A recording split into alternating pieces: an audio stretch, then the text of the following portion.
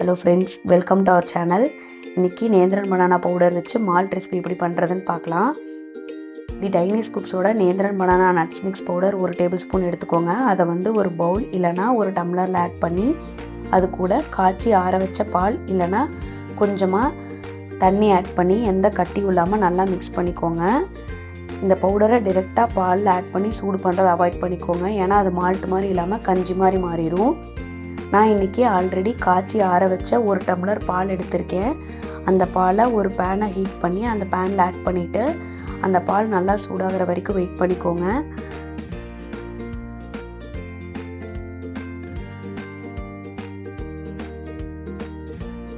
பால் நல்லா சூடானதுக்கு அப்புறம் stove off பண்ணிட்டு இப்போ ஒரு டம்ளர் எடுத்துக்கோங்க. அந்த டம்ளர்ல ஆல்ரெடி நம்ம கலந்து வச்சிருக்க nuts mix powder mixture add பண்ணிக்கோங்க.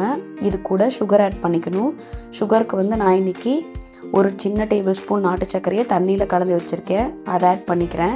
இந்த ரெண்டு மிக்சரையும் நல்லா கலந்துட்டு இது கூட நம்ம ஆல்ரெடி சூடு பண்ணி வச்சுருக்கிற பாலையும் நல்லா மிக்ஸ் பண்ணி ஆட் பண்ணிட்டோன்னா நம்மளோட Nendran banana nuts mix malt ready ஆயிடுச்சு.